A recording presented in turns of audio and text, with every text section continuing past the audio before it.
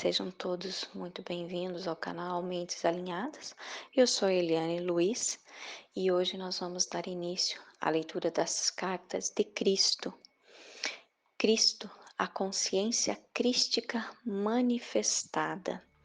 E nesse primeiro momento eu vou fazer a introdução, que está no livro, das cartas. São 9 cartas ao total.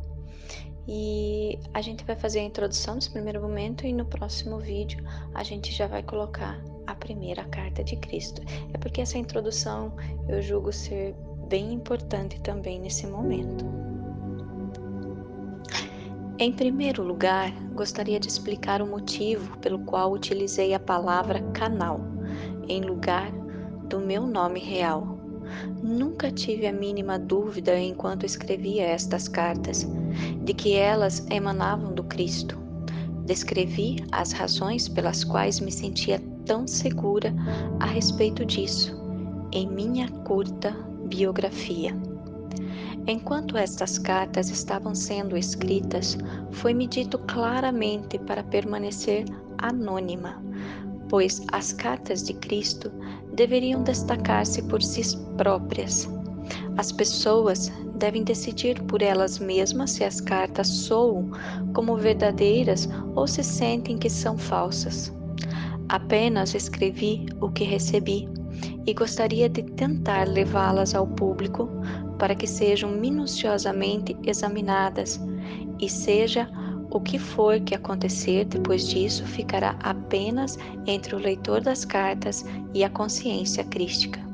Gostaria de salientar que é o início aqui do prefácio das cartas, não se trata de mim, Eliane Luiz, e sim da pessoa que canalizou, que sentiu no coração de escrever as palavras de Cristo. Dando continuidade, o Cristo prometeu nas cartas que um elo se formaria entre a mente do leitor e a mente crística, e que se receberia a ajuda do profundo significado oculto por trás das palavras. Muitas pessoas relataram terem experimentado este contato.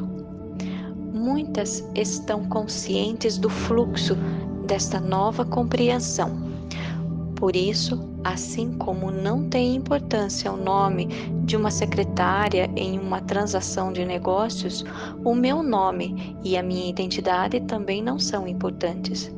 O que é verdadeiramente importante é se o leitor pode sentir que este é o Cristo autêntico, que ascendeu em consciência espiritual até os portais do equilíbrio, enquanto ainda retém a sua individualidade para permanecer em contato com o mundo da individualidade. Em segundo lugar, tem havido divisões de opiniões em relação à formação, por vezes, estranha das cartas. Gostaria de explicar que, enquanto Cristo impregnava a minha mente com suas palavras e imagens, era necessário para mim construir em palavras o que eu via. Eu também sentia, até certo ponto, as emoções que Cristo sentiu quando passou pelos eventos que descrevia. Voltando às vibrações daquela época, Cristo entrou naqueles tempos e os transmitiu por meio da minha mente. Não haveria modo de escrever as cartas com as letras normais ou usando apenas o itálico. Frequentemente, quando uma nova maravilhosa percepção entrava em minha mente, eu me perguntava: como eu posso transmitir isso? Você saberá a que me refiro quando ler as cartas. E assim, para indicar que alguma poderosa afirmação vinha da mente do Cristo para a minha, usei letras itálicas, em negrito ou maiúsculas.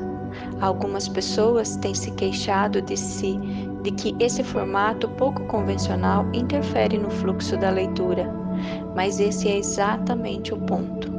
Essas cartas não se destinam a serem apenas lidas. Há que se ponderar a respeito delas, e isso significa que é preciso parar nas palavras que seguram o fluxo da leitura e pensar. a respeito do que elas estão tentando transmitir. Você deve lembrar a todo momento que quando Cristo tenta alcançar a sua inteligência humana, ele está relatando verdades que vão muito além da sua própria experiência de vida nesse mundo. Você tem que entrar na dimensão do infinito para tentar entender o que está sendo dito.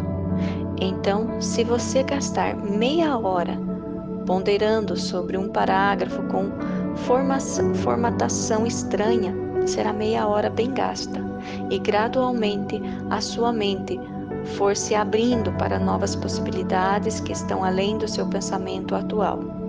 Enquanto você estiver expandindo a sua consciência para alcançar a consciência crística e pedir por iluminação, isto seguramente lhe será dado.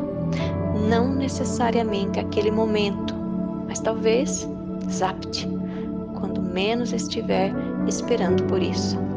A resposta virá como um raio de luz na sua mente e você saberá que sim, é isto. Esta é a resposta verdadeira. Ele disse: eu vim para retificar as interpretações errôneas que foram feitas a partir dos meus ensinamentos quando eu era conhecido como Jesus na Palestina há 2000 anos.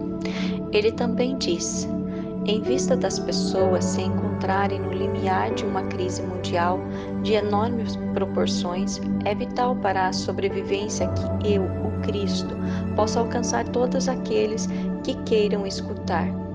Você pouco sabe a respeito dos verdadeiros processos da criação, nos quais você mesmo tem o papel principal. É imperativo que os entenda suficientemente bem para que seja capaz de tomar parte da implementação de uma visão mais elevada para toda a humanidade. É impossível para minha consciência espiritual tomar uma forma humana para poder falar diretamente a você. Desprogramei e preparei uma mente receptiva e obediente para receber minha verdade e transcrevê-la em palavras. Ela é meu canal. Canal. Antes de ler as cartas de Cristo, você pode querer saber como se passou esse exercício espiritual de transmissão da consciência. O trabalho de preparação para que eu pudesse me tornar o canal de Cristo começou há 40 anos, quando eu, como comprometida cristã, encontrei-me em atrozes dificuldades como fazendeira. Ao pedir ajuda a Cristo, uma vigorosa e inesperada resposta me levou a reexaminar e descartar todos os dogmas religiosos. O esclarecimento veio depois, seguido de uma clara condução para novos caminhos de trabalho e estudo. Montei um negócio que rendeu bons frutos, no qual lidava com pessoas. Durante 7 anos desfrutei do sucesso e de muita felicidade. Para crescer na compreensão espiritual, logo passei por diversas experiências humanas muito traumáticas. Após muito sofrimento e de forma dolorosa, aprendi suas lições e as transcendi espiritualmente. Uma noite, em resposta a uma prece pedindo orientação à presença de Cristo, se tornou realidade e me deu prova irrefutável da sua identidade. Ele falou comigo por 1 hora, enviando fortes ondas de amor cósmico através do meu corpo, e me deu uma breve descrição do ensinamento que iria receber e do que finalmente realizaria. 2 semanas depois, ele me conduziu por meio de uma experiência transcendental, de união consciente com Deus. Eu me tornei curadora e um instrumento de algumas curas instantâneas. Em 1966 e 1978, em um importante ponto da minha vida, em resposta aos meus questionamentos, Cristo instruiu-me nos princípios científicos espirituais, agora explicados por ele em suas cartas. Em 1975, experimentei uma noite de visões descrevendo eventos desde 1983 até 1994, os quais todos aconteceram de fato. Eu estava novamente sendo avisada que haveria mais trabalho para fazer no futuro. Após muitas e variadas adversidades, sempre aliviadas pela minha forte conexão com Cristo e minha profunda compreensão e experiência pessoal da primeira causa, fui trazida para o meu lar atual.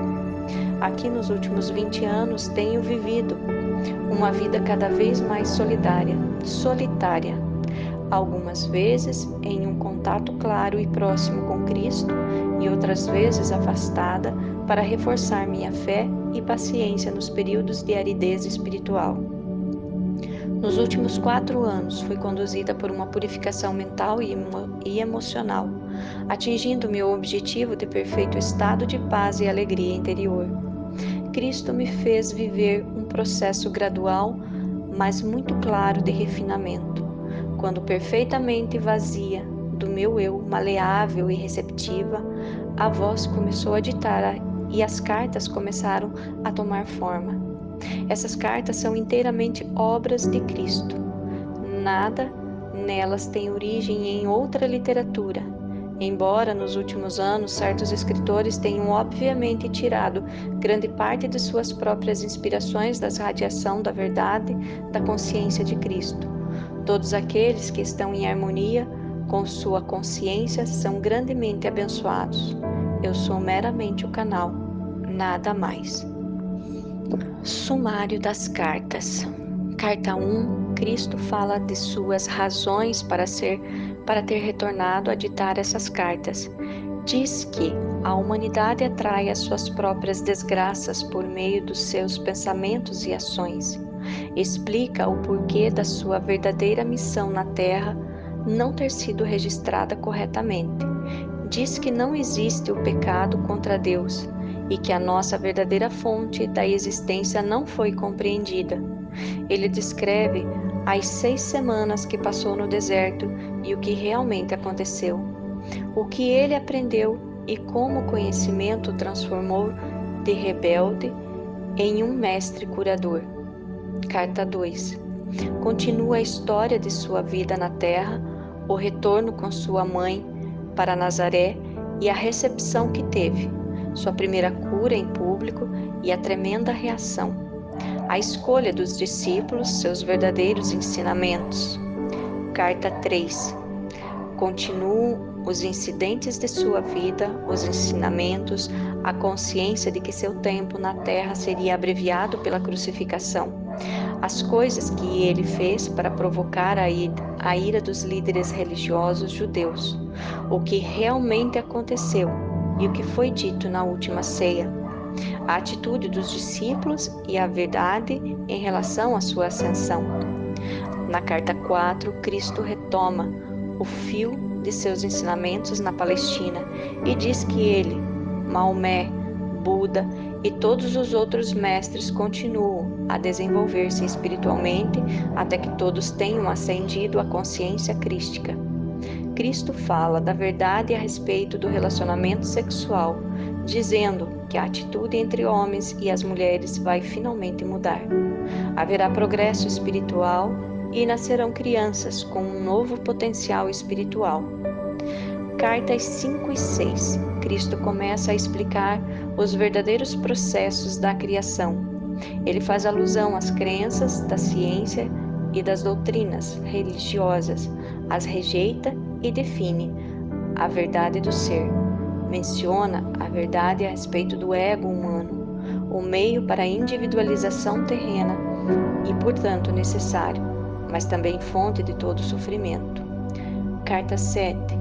Cristo explica a verdade a respeito do ato sexual, o que realmente acontece espiritual e fisicamente, e como as crianças nascem em diferentes níveis de consciência. Explica o lugar do homem e da mulher na ordem do mundo. Carta 8. Cristo explica a realidade dos homens e das mulheres, como viver segundo as leis da existência e como entrar em um estado de bem-aventurada harmonia de ser, no qual todas as coisas são abundantemente providas. a saúde é restaurada e a alegria se torna um estado natural da mente. Cada indivíduo pode alcançar esse estado interior de bem-aventurança e a paz se tornará, então, a norma. Carta 9. Cristo alinha as conclusões de suas outras cartas e diz claramente às pessoas como superar o ego, como ganhar a verdadeira autoestima e experimentar a alegria da paz interior. Ele fala do racismo e dá uma mensagem pessoal de coragem e amor para todos aqueles que foram atraídos por suas cartas. Então, essa foi a introdução, meus amados. A gente encerra aqui essa primeira parte e no próximo vídeo a gente já vai iniciar com a primeira carta dita, né? E eu aguardo vocês no próximo vídeo. Continuem nos acompanhando. Se puderem compartilhar, dar um like, fazer algum comentário abaixo, isso ajuda a chegar a mais pessoas no nosso conteúdo. Gratidão e até o próximo vídeo.